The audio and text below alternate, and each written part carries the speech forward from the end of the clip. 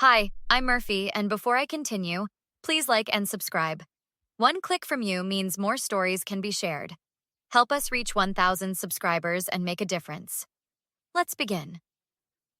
I was sitting at my favorite coffee shop when I saw him walk in. David, my ex-husband of 7 years. He hadn't seen me yet, and for a brief moment, I considered ducking behind my laptop or making a quick exit. But I was done running. I'd been running for too long. Murphy? His voice hadn't changed. Still that same smooth tone that once made my heart flutter. Now it just made my stomach turn. "Hello, David," I said, keeping my voice steady. "Mind if I join you?" he asked, already pulling out the chair across from me. "It's a free country." I took a sip of my coffee, avoiding his eyes. He sat down, placing his expensive leather briefcase on the floor. Success had always looked good on David. Designer suit, perfect haircut, confident smile. But I knew what was beneath that polished exterior. "I've been trying to reach you," he said. "I've been busy." "For 3 weeks?" I shrugged. "What do you want, David?" He leaned forward, those blue eyes searching my face. "I want to know why you missed Emma's wedding." There it was. The question I knew was coming, but it still hit like a punch to the gut. Our daughter's wedding, the day every mother dreams about. And I hadn't been there. "I sent my gift," I said flatly.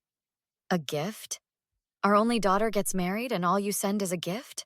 She was devastated, Murphy. She kept looking for you, kept asking me if I'd heard from you. "What did you tell her?" "What could I tell her? That her mother apparently doesn't care enough to show up on the most important day of her life?" I laughed, but there was no humor in it. "Is that what you told her? That I don't care?" What else was I supposed to think? You RSVP'd, yes, then just didn't show up. No call, no text, nothing. You know exactly why there was no call or text, David. Don't pretend. "I have no idea what you're talking about," he said, his eyes darting away for just a second. I took another sip of my coffee, watching him over the rim of my mug.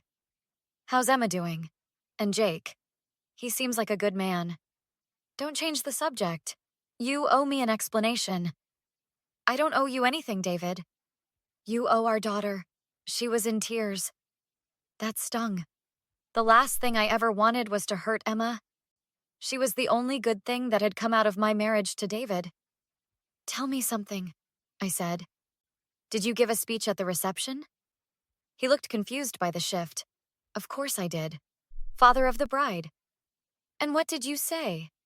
"I talked about love, about commitment, about being there for each other through thick and thin." "How poetic," I said. "Did Sophia happen to be there? At the wedding?" His expression flickered just for a second. "Your old friend?" "No, why would she be? Emma barely knows her."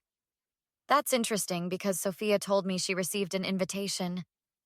"Well, I don't handle the guest list. Maybe Emma invited her and she didn't come. Like mother's friend, I guess." I nodded slowly. "Except Sophia did try to come. She flew in specially. But when she got to the venue, she was turned away. Told her name wasn't on the list." "Sounds like a mix-up." "Oh, it was definitely a mix-up. A deliberate one." David shifted in his seat. "What are you implying?" "I'm not implying anything. I'm stating a fact. You removed Sophia from the guest list."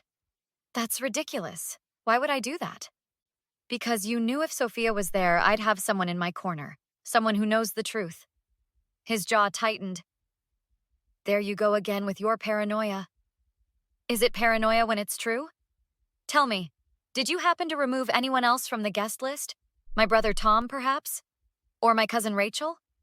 The slight widening of his eyes told me everything I needed to know.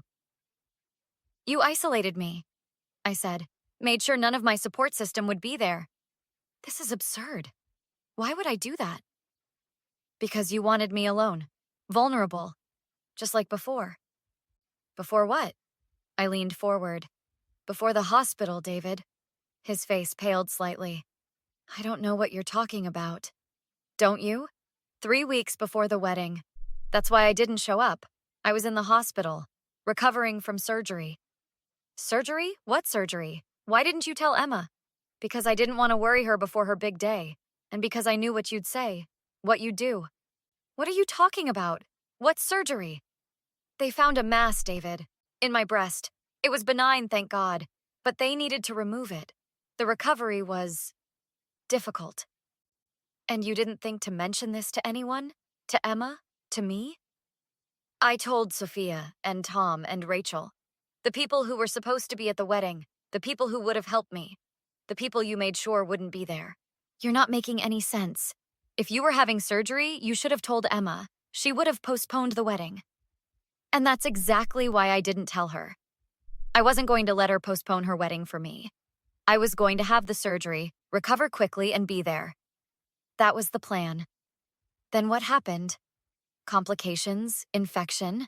I was in no shape to attend a wedding. I could barely get out of bed. Why didn't you call?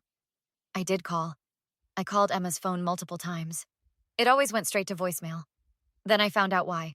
You changed her number 2 days before the wedding. New phone, new number. For wedding present, you said.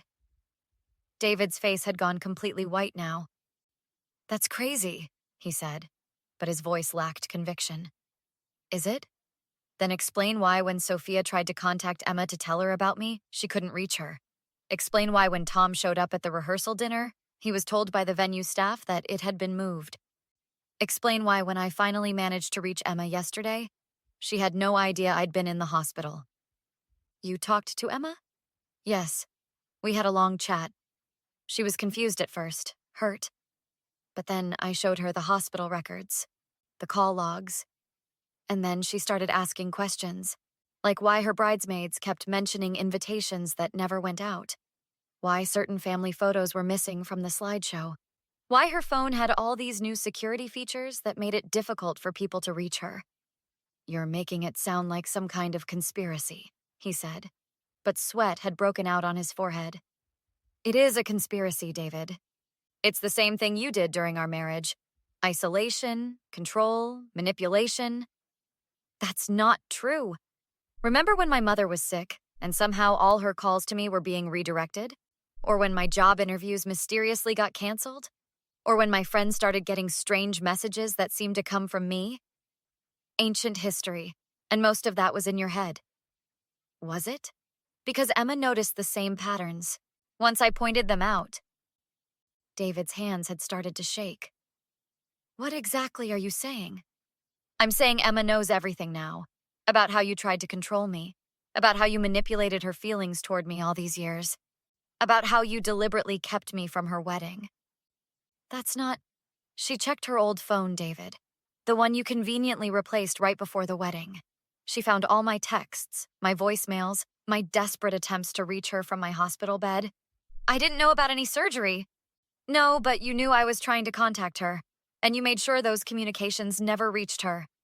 I was protecting her. From what? From knowing her mother was in the hospital? From having a relationship with me that you couldn't control? You always twist everything. You're unstable, Murphy. You always have been. I smiled sadly. That's what you told everyone, isn't it? That I was unstable. Paranoid, difficult. It's what you told Emma. What you told our friends. What you told the divorce judge. Because it's true. Is it? Then why did your own brother finally come forward? Michael was at the coffee shop last week, right at that table over there. He told me everything, David. About how you asked him to help you manage the Emma situation. About how you were worried I'd ruin the wedding with my drama. About how you deliberately orchestrated everything so I would miss it. Michael would never... He has the texts, David. He kept them all. He felt guilty. He didn't realize what you were really doing until it was too late. David was cornered now, his face a mixture of anger and fear. So what? What do you want? Money? Revenge? I want my daughter back. And now I have her. Emma and Jake are coming over for dinner tonight. We have a lot of catching up to do. She won't believe you. Not for long. She already does. And not just her. Jake sees it too. Your brother sees it. Even your current girlfriend. What's her name? Melissa? She's starting to see it. You can only keep up the facade for so long, David. You've always been jealous of my success, of my ability to move on, he snapped. This is just another desperate attempt to make me look bad. I don't need to make you look bad, David. You're doing a fine job of that all by yourself. This is slander. I could sue you. Go ahead. Discovery would be fascinating. All those emails and texts coming to light. Your financial records showing how you tried to bribe the wedding planner to keep me out. The security footage from the venue showing you personally turning Sophia away. His eyes widened in panic. There's no security footage. Isn't there? The Sterling Hotel keeps all their security footage for 30 days, for liability purposes. Emma's already requested it. You're bluffing, he said, but his voice cracked. You always were good at bluffing. Am I? Care to bet your reputation on it? Your relationship with Emma? David stood up abruptly, knocking his coffee over. It spilled across the table, dripping onto his expensive suit. You're going to regret this, he hissed. No, David. You're the one with regrets coming. Lots of them. He grabbed his briefcase and stormed out, leaving me alone at the table. I took a deep breath, feeling a weight lift off my shoulders. After 7 years, the truth was finally out. My phone buzzed. A text from Emma. Just talked to Uncle Michael. He told me everything. I'm so sorry, Mom. Can't wait to see you tonight. Love you. Tears sprang to my eyes. For years, David had painted me as the unstable one, the difficult one, the one who didn't care enough. He'd poisoned Emma against me, little by little, year after year. And for a while, it had worked. But the truth has a way of surfacing.